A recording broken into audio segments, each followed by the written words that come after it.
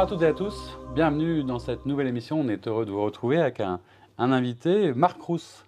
Bonjour. Bonjour. Vous êtes le président régional Auvergne-Rhône-Alpes Bourgogne-Franche-Comté de l'association 60 000 rebonds.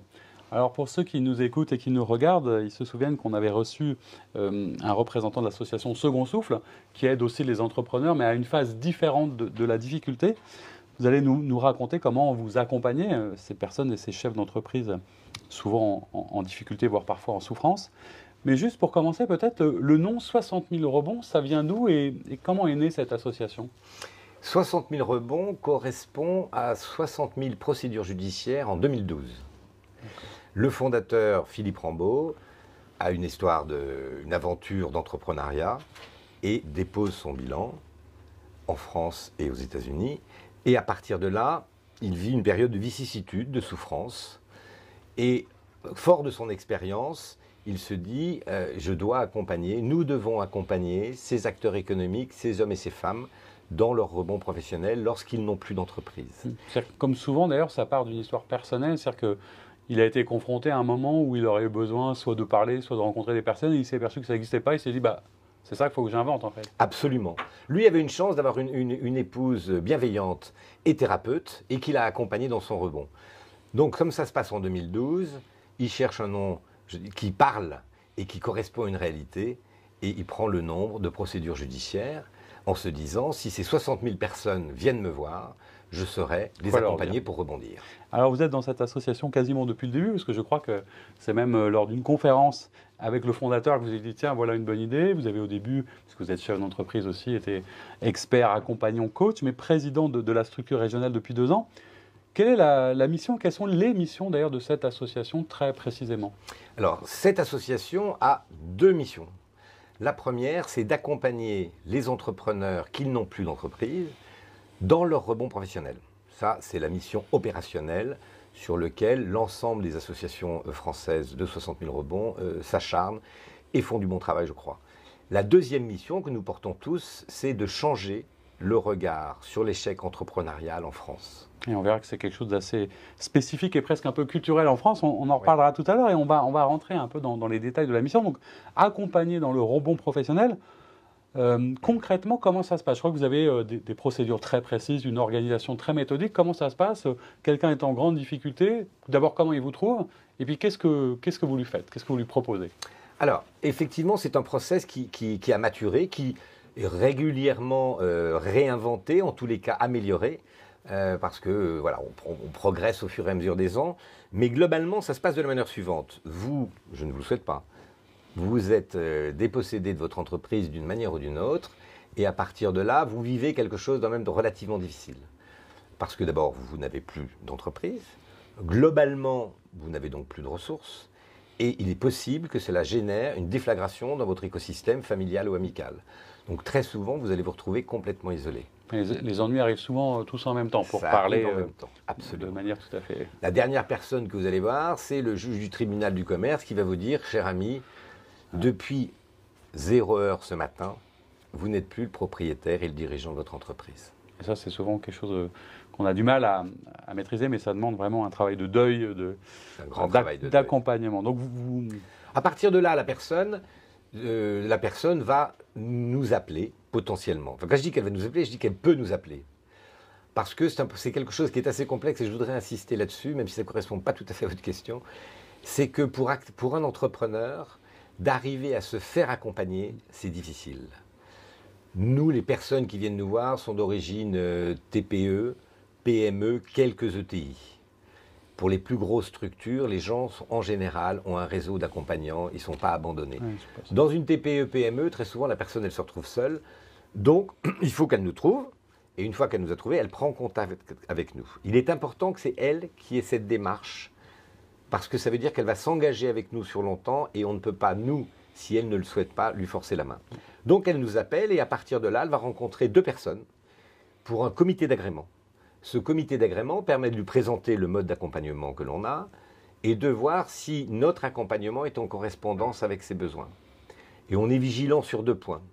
Le premier point, c'est est-ce que la fracture psychologique de la personne, à quel niveau elle en est ? C'est-à-dire que si elle est en très grande dépression, Nous ne sommes pas armés pour répondre. Donc on va lui demander d'avoir un accompagnement thérapeutique à côté et à ce moment, on peut prendre en charge l'accompagnement professionnel. Et puis autre chose sur laquelle on fait attention, c'est que si la liquidation est liée à de la fraude, on estime que nos services, qui sont des services bénévoles, ne sont pas en correspondance avec la personnalité de l'entrepreneur. Oui, parce que ça, c'est aussi important à rappeler. Effectivement, ce sont d'autres chefs d'entreprise, des coachs, des experts, des avocats. Enfin, il y a tout un ensemble de personnes qui contribuent et qui accompagnent la personne qui vient vous voir avec un système, je crois, de trinôme, c'est ça En tout cas, il y a un trépied. C'est-à-dire qu'une fois que la personne a passé son comité d'agrément, elle va être accueillie dans un groupe qu'on appelle un comité de pilotage. Et dans ce groupe, vous avez d'autres entrepreneurs en rebond, des coachs, des parrains, potentiellement des experts. Et ce qui se passe à la première arrivée dans ce groupe d'un entrepreneur en rebond, il y a quelque chose d'assez merveilleux qui se passe. Que la personne, on va lui donner la parole devant ce groupe d'une vingtaine, trentaine de personnes, et on va lui demander de nous raconter son histoire. Et là, c'est très émouvant parce que peut-être pour la première fois depuis qu'elle a été dépossédée de son entreprise, cette personne va pouvoir raconter son histoire devant un public bienveillant qui ne la juge pas et pour une part qui a vécu une histoire similaire. Ils se sont en confiance. Exactement. La personne se sent en confiance. Et ce qu'ils nous disent en sortant du premier comité de pilotage, c'est « Ah mais c'est dingue, j'ai pu tout dire, ou presque. Et on m'a regardé, on m'a dit « Merci. » En comprenant en plus. En comprenant. Donc ce groupe, la personne va être appelée une fois par mois, sur une demi-journée, à venir faire un point d'étape, échanger avec d'autres entrepreneurs, avec des coachs et des parrains, sur son parcours. Mais aussi aider les autres dans leur parcours. Il y a quelque chose une espèce de communauté qui va s'entraider. Du don et du contre-don d'un certain nombre de personnes, avec des perspectives. Donc il y a tout un ensemble d'étapes, etc. Et puis, alors ça veut dire qu'il y en a parfois certains qui recréent une entreprise, d'autres qui changent de voie. Depuis 2 ans que vous êtes président, qu'est-ce que vous avez eu comme idée de parcours, comme témoignage qu'est-ce que ça donne généralement? Qu'est-ce que deviennent les personnes qui viennent vous voir? Alors, peut-être que je vais finir sur l'accompagnement. Il y a ce comité de pilotage et une fois par mois, et en même temps, on va affilier à cette personne un parrain et un coach. Un coach qui va accompagner l'entrepreneur en rebond sur comment me refaire confiance, parce qu'en général, les gens ont perdu toute confiance en eux. Ils ont confondu le fait de tomber de vélo et de savoir faire du vélo. Je tombe de vélo, mais je peux remonter. Et en général, l'entrepreneur a peur. Il a vécu une telle déflagration qu'il se déjuge. Donc le travail du coach va lui faire retoucher ses talents, retoucher ses compétences pour pouvoir remonter sur son vélo et parallèlement à ça, analyser la part de responsabilité, parce qu'il en a une, qu'il a eue sur son échec. Non pas pour le meurtrir, mais pour apprendre. À partir du moment où il aura identifié ses responsabilités, il saura mieux rebondir et il ne reproduira pas ces mêmes erreurs. Ça, c'est pour la partie du coach. C'est 7 séances sur 6 mois environ. Il y a le parrain qui est un entrepreneur en activité ou à la retraite ou un cadre d'entreprise et qui va l'accompagner sur son rebond professionnel avec 2 possibilités, soit un rebond salarial, soit un rebond entrepreneurial. Donc pour répondre à votre question, en général, le rebond salarial se passe en 10-12 mois. Le rebond entrepreneurial est un petit peu plus long, se passe en 18 mois. Sachant que nous, la promesse de notre mission, c'est d'accompagner jusqu'à 24 mois les entrepreneurs. D'accord, donc il y a des bénévoles, des experts, vous avez aussi des collaborateurs permanents, et puis ce qui est très important, c'est qu'il faut quand même trouver un peu de ressources et de moyens pour ça. Vous avez un club des entreprises partenaires, c'est le club du rebond. Quel est le rôle un petit peu de ces entreprises? Je crois qu'il y a un mécénat de compétences, parfois financier. Enfin, comment on vous soutient et comment vous fonctionnez? Tout à fait. Alors, il y a effectivement tout ce que les experts qui interviennent ponctuellement sur une petite question sensible, les parrains et les coachs, qui sont tous des coachs professionnels certifiés, sont tous bénévoles. On a pour encadrer toute cette structure, pour la faire vivre au quotidien, nous avons 4 permanents sur cette région qui animent avec l'ensemble des différentes antennes sur la région qui animent nos missions. Mais tout ceci, effectivement, il y a un moment où il faut un peu d'argent pour le salaire des permanents, il faut un peu d'argent pour la communication, pour les infrastructures, etc.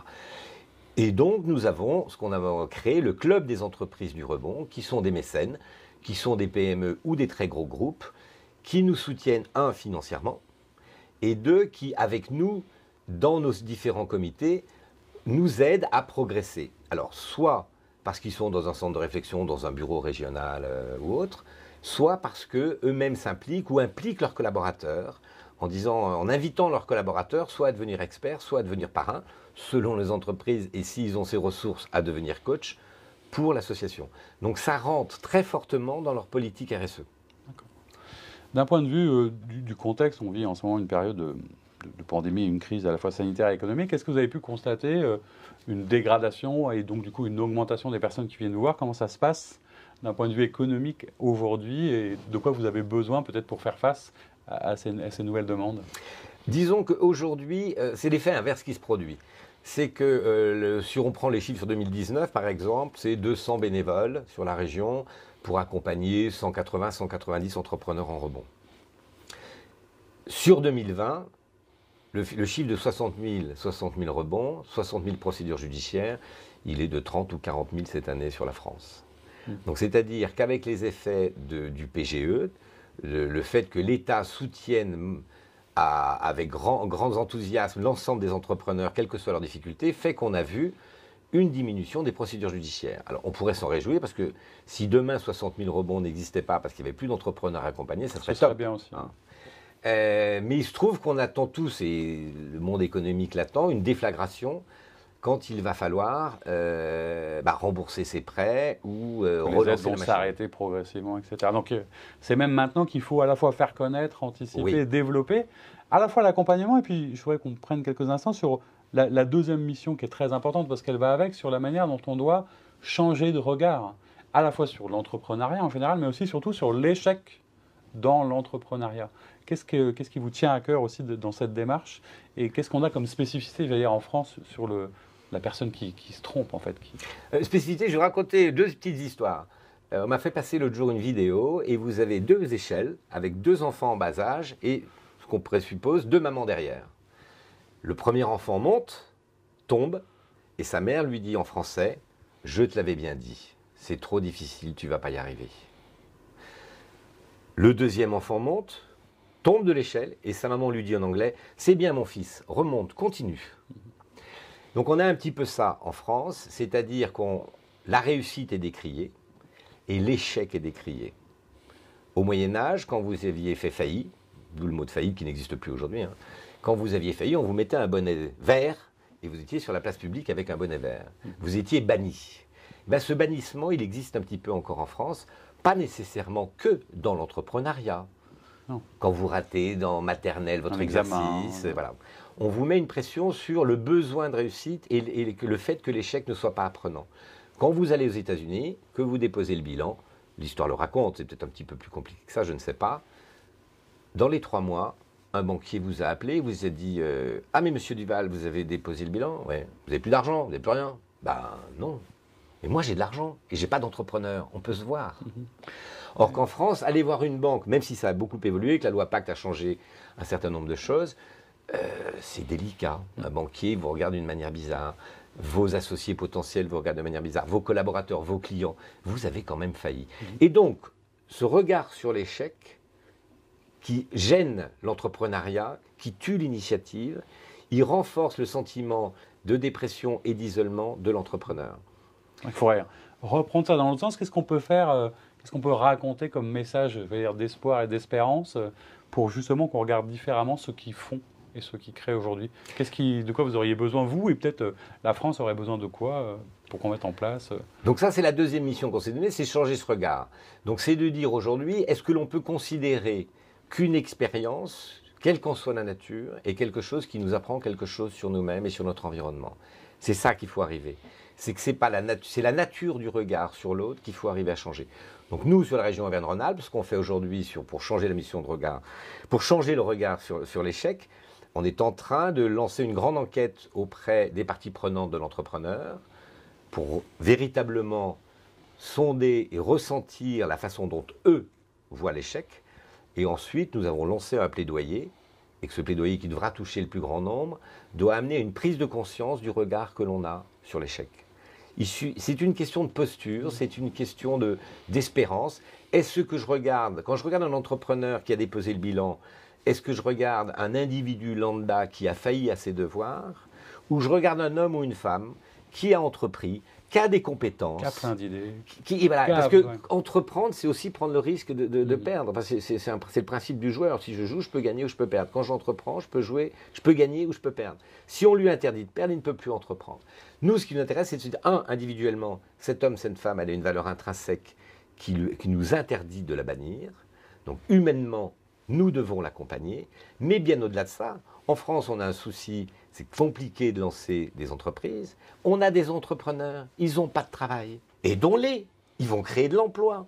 Plutôt que de les bannir, profitons-en, dire écoute, t'es fort, t'as créé de l'emploi, t'avais créé 30, 40 personnes d'emploi. Aujourd'hui, t'as plus de job, mais t'es compétent. On va t'aider. Donc je pense que c'est un regard humain et un regard économique. Eh bien, c'est sur ces paroles d'espoir qu'on va en rester là. Merci beaucoup d'être venu nous présenter votre association. On indiquera l'ensemble des coordonnées sur le site.